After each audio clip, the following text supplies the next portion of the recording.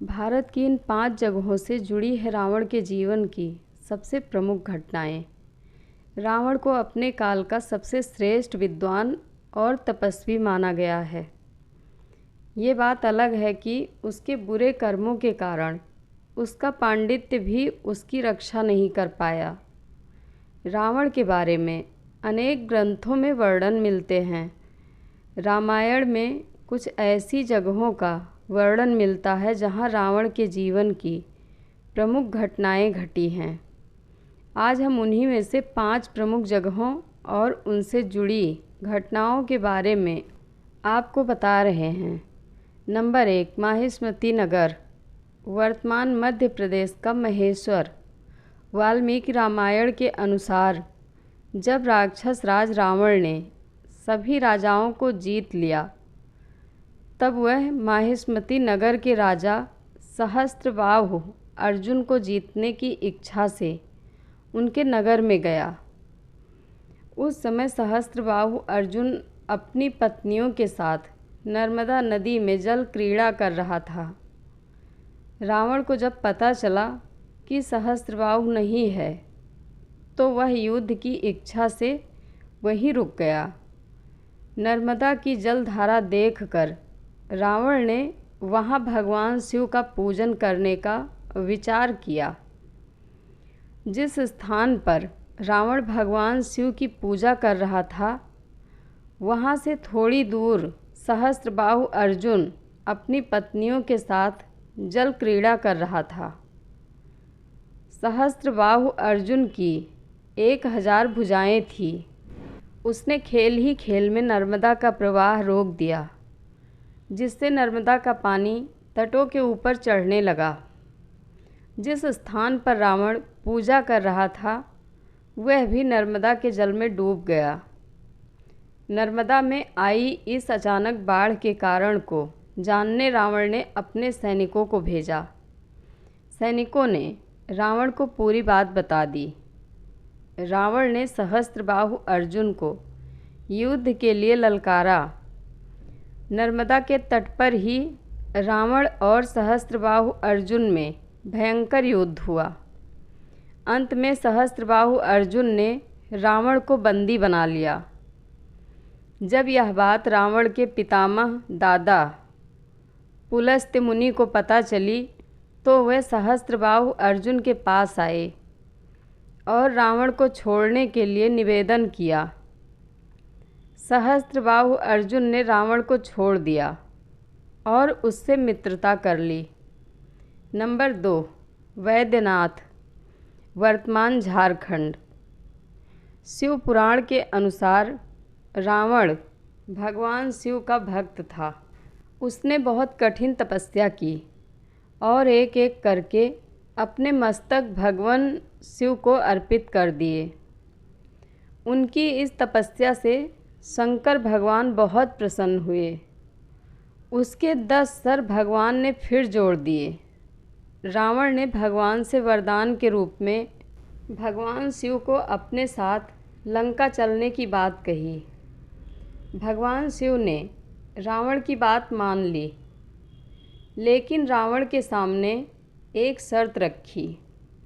शर्त यह थी कि अगर रावण भगवान के शिवलिंग को रास्ते में कहीं भी ज़मीन पर रख देगा, तो भगवान शिव उसी जगह पर स्थापित हो जाएंगे।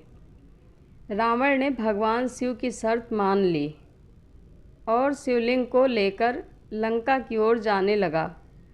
यह सूचना मिलते ही देवताओं में खलबली मच गई। यदि भगवान शिव लंका में स्थापित हो जाएंगे, तो लंका को हरा पाना किसी के लिए भी असंभव हो जाता। ऐसे में रावण को कोई भी नहीं हरा पाता। इस परेशानी का हल निकालने के लिए सब विष्णु भगवान के पास पहुँचे। सभी देवताओं ने भगवान विष्णु से किसी भी तरह रावण को शिवलिंग लंका ले जाने से रोकने की प्रार्थना की। देवताओं की प्रार्थना पर विष्णु भगवान एक ब्राह्मण का वेश धारण करके धरती पर चले आए। साथ ही वरुण देव ने रावण के पेट में प्रवेश किया। जैसे ही वरुण देव रावण के पेट में घुसे, रावण को बड़ी तीव्र लघु शंका लगी। लघु शंका करने के पहले रावण को शिवलिंग किसी के हाथ में देना था। तभी वहाँ से ब्राह्मण वेश में विष्णु भगवान गुजरे। रावण ने उन्हें थोड़ी देर शिवलिंग पकड़ने का आग्रह किया। वह खुद लघु शंका करने चला गया, लेकिन उसके पेट में तो वरुण देव घुसे हुए थे। रावण के बहुत देर तक न आने पर ब्राह्मण ने शिवलिंग को नीचे रख दिया। जैसे ही शिवलिंग नीचे स्थापित हुआ, वरुण देव रावण के पेट से निकल गए। रावण जब ब्राह्मण को देखने आया तो देखा कि शिवलिंग जमीन पर रखा हुआ है और ब्राह्मण जा चुका है। उसने शिवलिंग उठाने की कोशिश की, लेकिन शर्त के अनुसार भगवान शिव उसी जगह पर स्थापित हो गए थे। आखिर में क्रोधित होकर रावण ने शिवलिंग पर मुष्टि प्रहार किया, जिससे वह जमीन में धंस गया। बाद में रावण ने क्षमा मांगी। कहते हैं वह रोज़ लंका से शिव पूजा करने के लिए वैद्यनाथ आता था। जिस जगह ब्राह्मण ने शिवलिंग रखा, वहीं आज शंकर भगवान का मंदिर है, जिसे वैद्यनाथ धाम कहते हैं। नंबर 3, पंचवटी। वर्तमान नासिक। पंचवटी नासिक जिला महाराष्ट्र में गोदावरी नदी के निकट स्थित एक प्रसिद्ध पौराणिक स्थान है, जहाँ पर भगवान श्री राम, लक्ष्मण और सीता सहित अपने वनवास काल में काफ़ी दिनों तक रहे थे। वाल्मीकि रामायण के अनुसार यहीं से लंका के राजा रावण ने माता सीता का हरण किया था।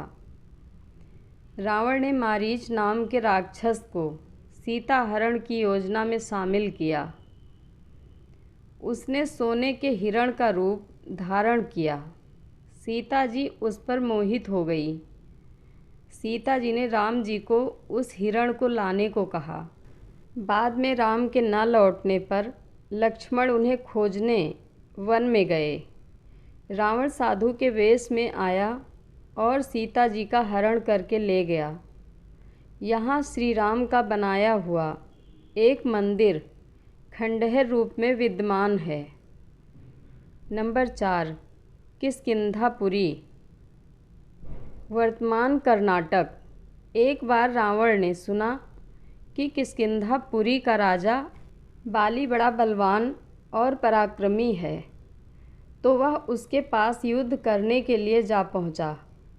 बाली की पत्नी तारा के पिता सुषेण युवराज अंगद और उनके भाई सुग्रीव ने रावण को समझाया कि इस समय बाली नगर से बाहर संध्योपासना के लिए गए हुए हैं।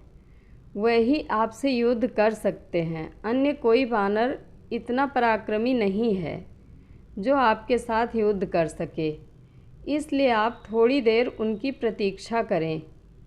साथ ही सुग्रीव ने रावण को बाली की ताकत और क्षमता के बारे में बताया और दक्षिण के तट पर जाने को कहा, क्योंकि बाली वहीं पर था। सुग्रीव के वचन सुनकर रावण विमान पर सवार हो तत्काल दक्षिण सागर में उस स्थान पर जा पहुंचा जहां बाली संध्या आरती कर रहा था। उसने सोचा कि मैं चुपचाप बाली पर आक्रमण कर दूंगा।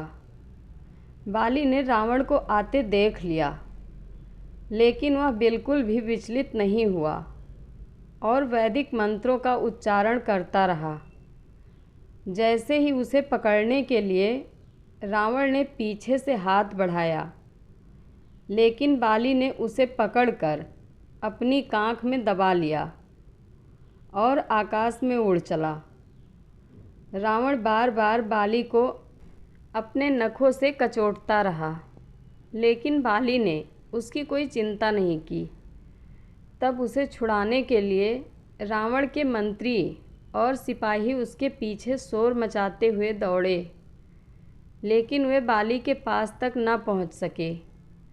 इस प्रकार बाली रावण को लेकर पश्चिम सागर के तट पर पहुंचा। वहां उसने संध्योपासना पूरी की। फिर वह दशानन को लिए हुए किष्किंधापुरी लौटा। अपने उपवन में एक आसन पर बैठकर उसने रावण को अपनी कांख से निकालकर पूछा कि अब कहिए, आप कौन हैं और किस लिए आए हैं। रावण ने उत्तर दिया कि मैं लंका का राजा रावण हूँ और आपके साथ युद्ध करने के लिए आया था। मैंने आपका अद्भुत बल देख लिया। अब मैं अग्नि को साक्षी मानकर आपसे मित्रता करना चाहता हूँ। फिर दोनों ने अग्नि को साक्षी मानकर एक दूसरे से मित्रता कर ली। नंबर 5, कैलाश मानसरोवर, वर्तमान चीन। कहा जाता है कि एक बार रावण ने घोर तपस्या करने के बाद कैलाश पर्वत ही उठा लिया था। वह पूरे पर्वत को ही लंका लेकर जाना चाहता था। उस समय शिव जी ने अपने अंगूठे से पर्वत को दबाया तो कैलाश फिर जहाँ था वहीं अवस्थित हो गया। शिव के अनन्य भक्त रावण का हाथ दब गया। तब वह अपनी भूल के लिए भगवान शिव से माफ़ी मांगने लगा और उनकी स्तुति करने लगा। वही स्तुति आगे चलकर शिव तांडव स्तोत्र कहलाई। कैलाश मानसरोवर पर रावण के कई वर्षों तक तप करने का वर्णन भी ग्रंथों में मिलता है। दोस्तों, जानकारी अच्छी लगे तो कमेंट बॉक्स में अपनी राय ज़रूर दें। धन्यवाद।